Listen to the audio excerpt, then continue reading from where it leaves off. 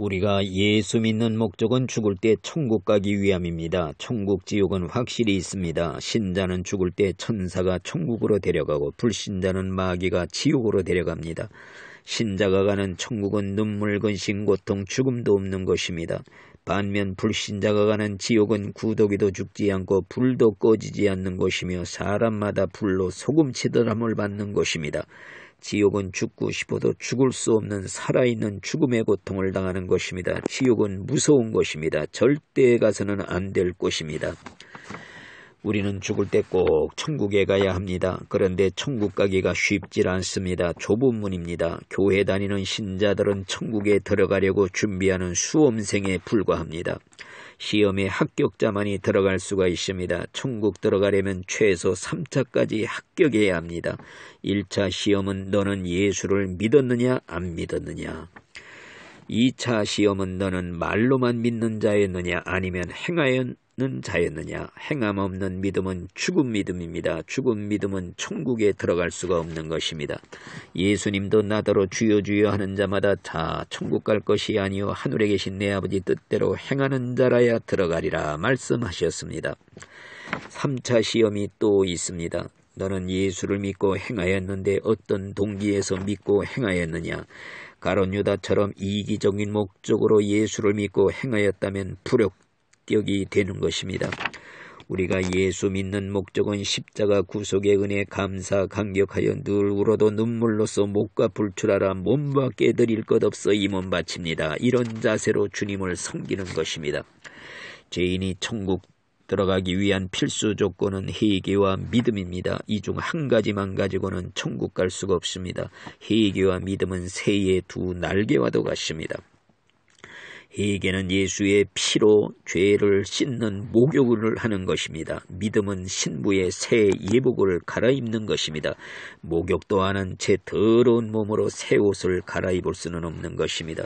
죄인이 천국 가기 위해서 첫 번째 할 일은 십자가 앞에 나가 죄를 회개함으로써 보혈의 샘물에 죄를 씻는 목욕을 해야 됩니다. 예수의 피는 죄를 씻는 능력이 있습니다. 예수의 피를 몸과 마음에 바르고 뿌리고 목욕을 해야 됩니다. 이렇게 목욕하는 수고는 본인이 직접 해야 되는데 이 수고를 회개라고 말합니다. 문둥병자였던 나만 장군이 선지자의 말에 순종해서 직접 강물에 들어가 7번 목욕하고 나오니 깨끗이 고침받았습니다. 회개는 구체적인 행동입니다. 직접 강물에 들어가 몸을 씻는 구체적 행동을 실천하지 않으면 죄는 씻겨지지 않고 그대로 남아있게 되고 죄가 그대로 있으면 천국에 갈 수가 없는 것입니다. 여러분들이 진정 천국 가고 싶다면 회개 생활을 실천해야 하는 것입니다. 여러분들이 꼭 회개해야 될 대표적인 죄를 몇 가지만 말씀드린다면 첫째로는 살인죄 지은 것을 회개해야 합니다. 살인자는 절대 천국 갈 수가 없습니다. 여러분은 살인죄 지은 일이 없습니까? 성경은 형제를 미워하는 자마다 살인자라고 말하고 있습니다. 여러분들은 지금까지 남편 미워하고 아내 미워하고 시어머니 며느리 사위 미워하고 이웃 미워하면서도 이것이 살인죄라는 걸 꿈에도 모르고 살았을 것입니다. 부끄럽지만 나도 평생 아내 미워하고 살면서도 이것이 지옥 갈 무서운 살인죄라는 걸 모르고 살았습니다. 나와 아내는 성격이 정반대여서 살면서 수없이 부딪혀 싸웠습니다. 아내가 바가지 긁어대고 속을 뒤집는 말을 할 때마다 화가 치밀어 올라서 수없이 마음으로 살인죄를 지었습니다. 심지어는 차라리 혼자 사는 것이 더 낫겠다는 생각도 한 일이 있었습니다. 그런데 위암에 걸려서 수술을 받는 고난을 통해서 죄를 깨닫고 회개하게 되었습니다. 이때 죽음의 문제를 깊이 생각하면서 천국과 지옥을 체험하신 분들의 책을 10권 정도를 읽게 되었습니다.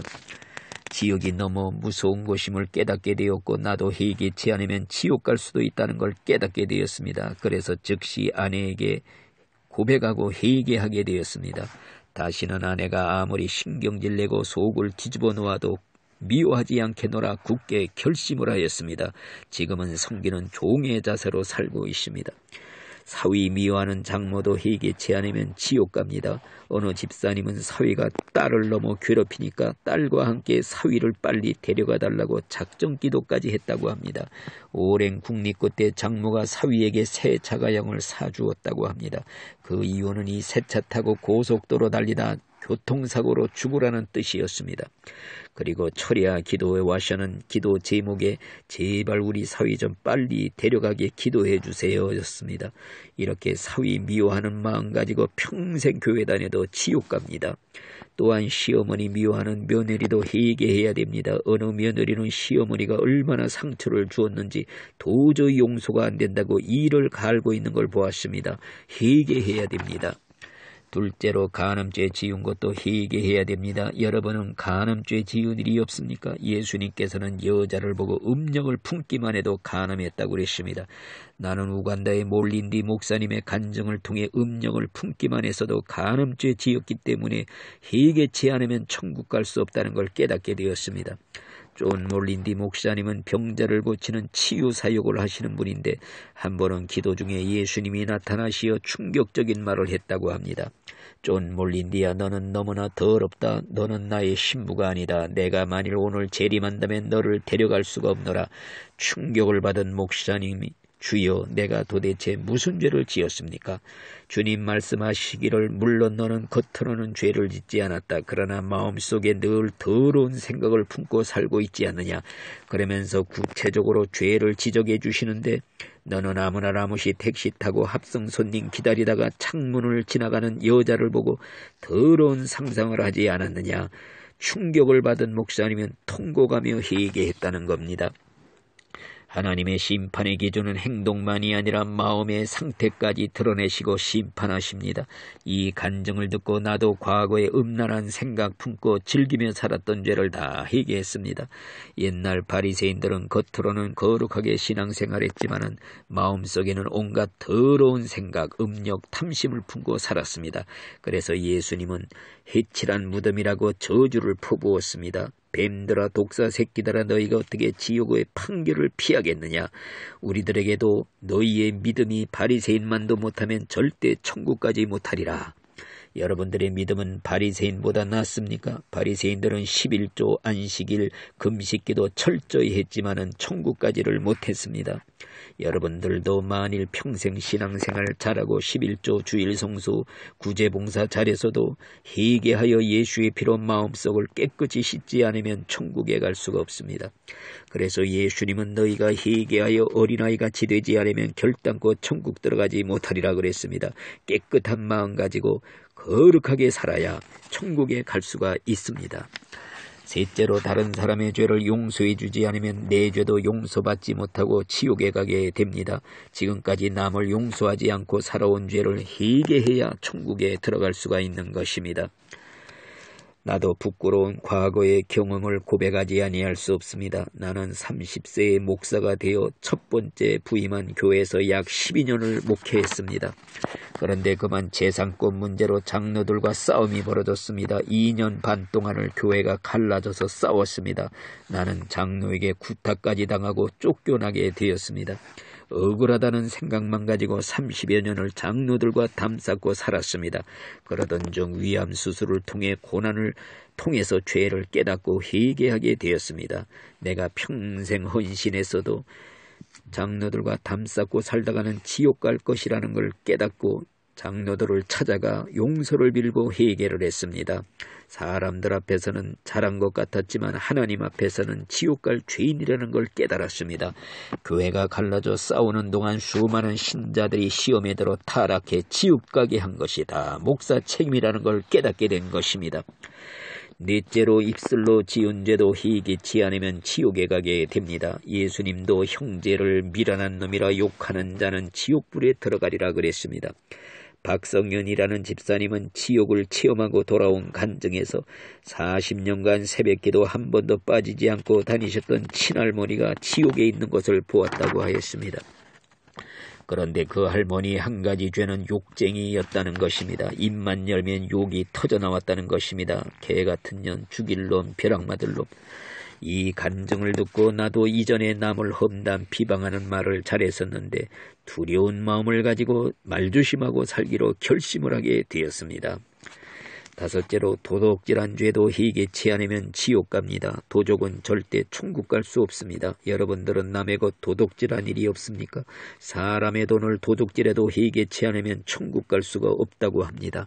하물며 하나님의 것을 도둑질한 도적이 어떻게 천국 갈 수가 있겠습니까?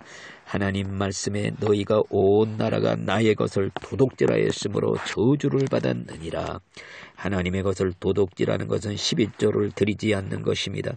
11조는 구원과는 상관없다고 생각하는 사람도 많지만 만일의 경우를 대비해 도적으로 몰려 천국문에서 쫓겨나는 일이 없도록 해야 할 것입니다. 여섯째로 작은 죄, 습관적인 죄도 회개해야 됩니다. 큰 죄나 작은 죄나 똑같이 죄값은 사망입니다. 작은 바이러스 하나가 사람을 죽이듯 작은 죄 하나가 사람을 지옥 가게 만듭니다. 빅토리아 네할레라는 신자가 예수님과 함께 지옥 구경을 하게 되었는데 놀랍게도 신앙생활 잘하던 자기 친구가 지옥에 있는 것을 보게 되었다고 합니다. 예수님은 왜 그가 지옥에 왔는지 설명하기를 그녀는 사탄의 거짓말에 속았느니라. 작은 죄 정도는 괜찮다고 하는 사탄의 거짓말에 속아 지옥에 온 것이니라. 그녀가 지은 작은 죄가 무엇인지 설명해 주시기를 그녀는 가난했기에 병이 들면 병원에서 간호사로 일하는 친구에게 전화를 해서 몰래 약 좀 가져달라 부탁했고 그 친구는 즐거운 마음으로 몰래 가져다 주곤 했다는 것입니다.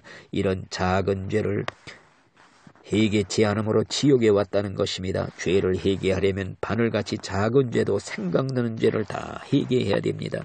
그러면 천국 갈 수 있는 회개가 무엇입니까? 세 가지가 있으니 첫째는 머리로 죄를 깨닫는 것이고 둘째로는 가슴으로 통회하는 것이고 셋째로는 의적인 결단으로 죄를 끊어버리고 거룩하게 말씀대로 살기로 결심하는 것입니다. 그러므로 죄를 깨닫고 슬퍼해도 끊어버리지 못하고 습관적으로 되풀이하여 하면은 구원받을 수가 없는 것입니다. 여러분이 천국 가려면 일생 지은 죄 다 회개해야 됩니다. 입으로 고백한 죄만이 예수의 피가 씻어 주실 수가 있습니다.